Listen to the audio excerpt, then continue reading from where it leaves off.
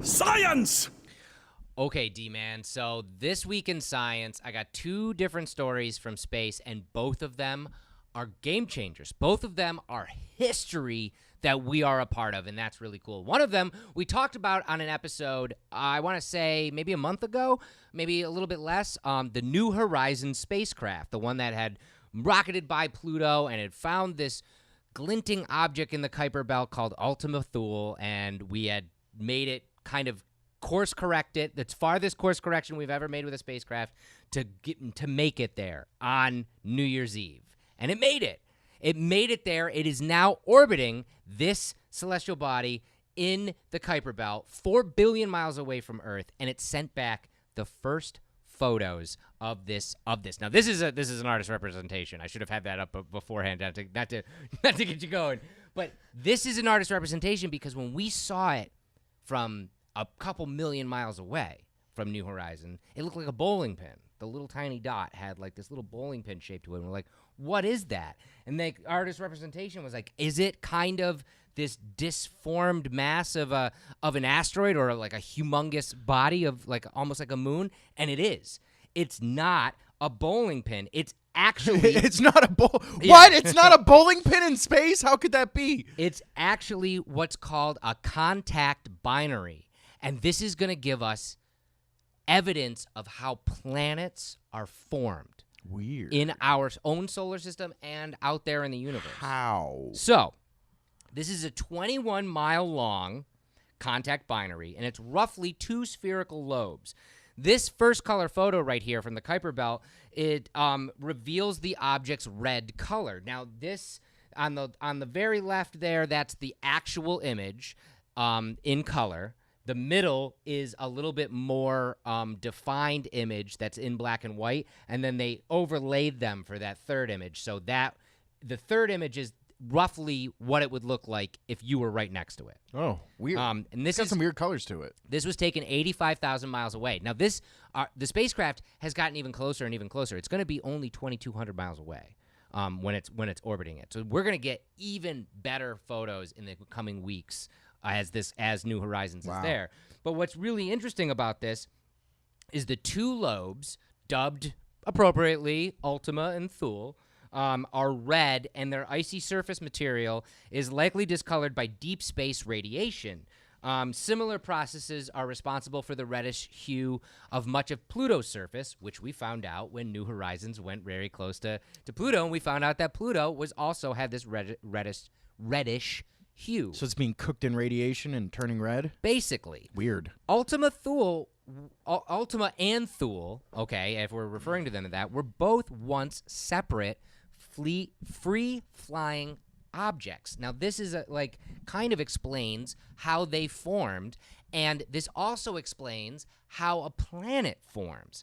The union between these two objects was not violent. The two bodies came together at about a walking speed, like meeting up more akin to like a spacecraft docking than a violent collision. That's immediately what I thought of. Yeah, and countless objects like Ultima Thule, which officially is known as 2014 MU69, they basically eventually built up our solar system's planets.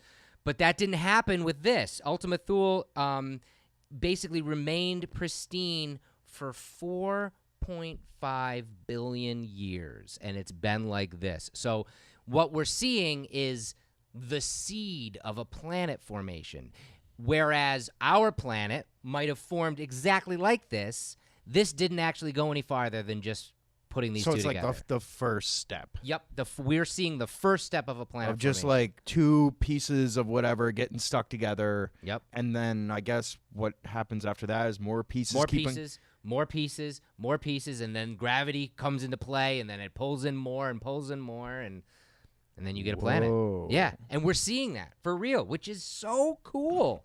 The surface of Ultima Thule, which we're seeing in focus in these images, again, 4 billion miles away, these images have been taken and radioed back to us. We're getting to see these surface features.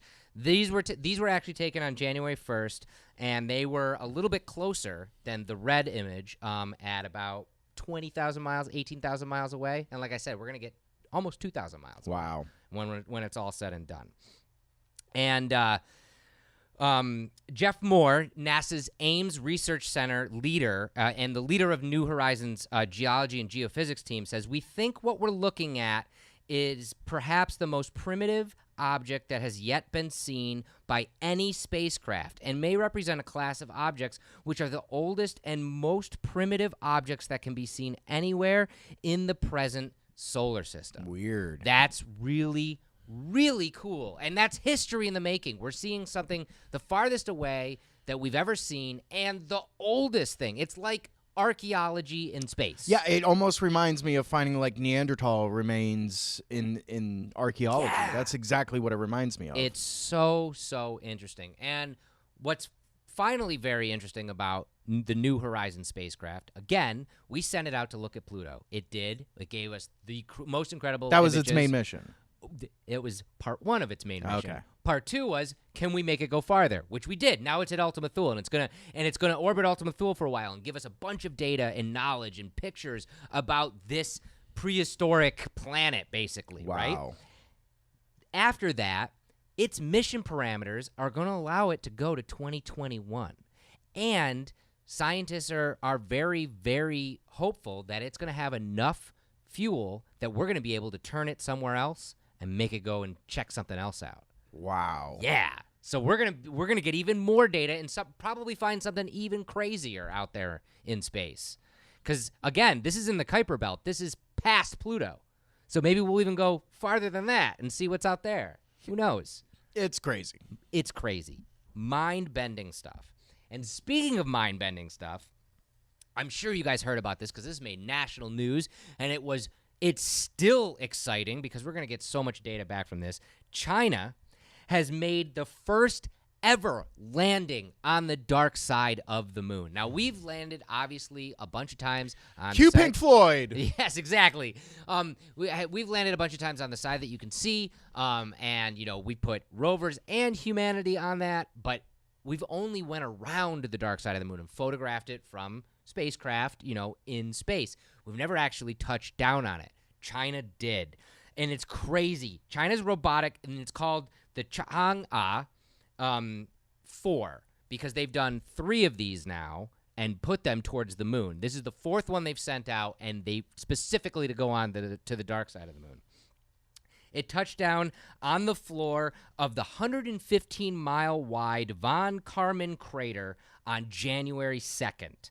And it sent back the first pictures that we've ever gotten from the surface of the dark side of the moon. And it's not that dark over there. This is the black and white one. Yeah. This is a actual full-color photo from the dark side of the moon. Wow. And yes, it's a little bit from the lander itself, but it's not super dark. And so we're going to, not only did they send this lander there, it also has a rover. So it's going to rove around, and it's going to take some samples, and it's going to tell us a whole lot of stuff about this other side of the moon because there's a lot we don't know about the other side of the moon. It's called Chang'e because that is named after the Chinese goddess who is believed to be lived on the moon. So it's very fitting. NASA Administrator Jim Bridenstine said, "Congratulations to China's team for what appears to be a successful landing on the far side of the moon. This is a first for humanity, an impressive accomplishment."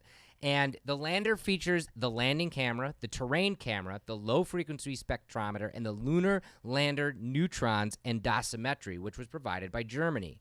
The rover has a panoramic camera, the lunar penetrating radar, the visible and near-infrared imaging spectrometer, and an advanced small analyzer for neutrals, which Sweden contributed. So this isn't just China. This is the world. Yeah. Furthering humanity in space. This is an actual picture of the rover leaving the lander, and I have even another one too. And there it is. That is cool. That is cool. Then it's roving around on the other side of the moon now. The Chang'e 4 will therefore be able to characterize its surroundings in great detail, probing the composition of the surface as well as the layered structure of the ground beneath the lander's feet. Such observations could help researchers better understand why the lunar near and far sides are so different. Now, for those of you who don't know, the moon, our satellite, is a fixed satellite. That's why we say it has a dark side of the moon, because we never see it. You're right. It always goes around us, as I punch myself in the face, goes around us with its face facing us. Yeah. So we never see this side of it. So there's a lot that we might be able to learn from this other side of this celestial hiding body. there? What's hiding there? In addition, this spacecraft totes a biological experiment which will track how silkworm, tomatoes, and Arabidopsis plants grow and develop on the lunar surface. So not only do we have a rover on the dark side of the moon, there are plants and animals up there now too. That's incredible. Incredible. So, I mean, these are all steps to start populating the moon with a base. 100%. And these are big steps. Big steps, because that's the thing. When we go and put a base on the moon, all we know is where we've landed before. Yeah. You know, we got to figure out maybe there's a better spot to set up camp on the other side. Or maybe knows? it's terrible on that side, and we should know that shit too. Yeah, exactly. Either way, know where you're going, you know? Yeah, and this is a great photo. These are actually taken from cool. satellites, but that Cool. is obviously the one on the left is the one we all know and Yep. we see in the night sky all the time, and the other one is the dark side of the moon. It doesn't have those huge seas. Yeah, what is know? that? Why? We don't know why. Why? You know, Oh. like, is it because the other side is the one that's always gotten all the asteroids hitting it, or Yeah. or what is it? So we're gonna actually be able to take a lot of samples, and this is the first step, like you said. This is the first step of many to get us to have a huge presence on the moon, which is something we should have been doing back in the 70s. Yeah. With the last mission, the last lunar mission with humanity, I believe was 76. I believe. Wow. You know, and it's now Wow. 2019. Jesus. Jesus.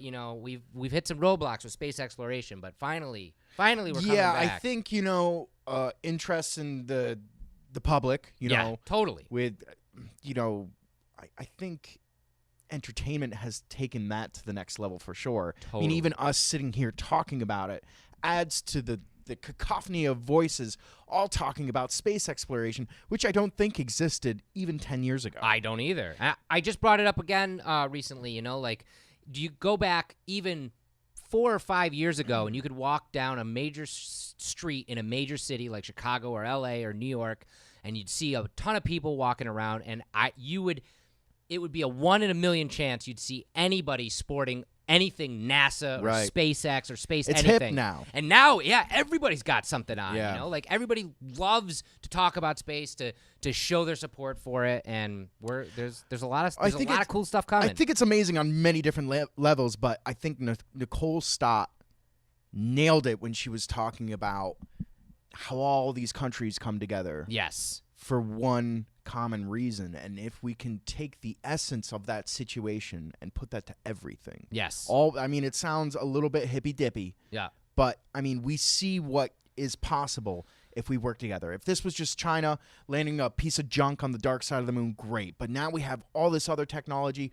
all these other great Germany, minds, Sweden, yeah. all the best minds Yes. all over the world working on this one project, and we're able to do amazing things, and we're just seeing the tip of this iceberg. And when we see more, you'll hear it here on Fueled by Deathcast. Exactly.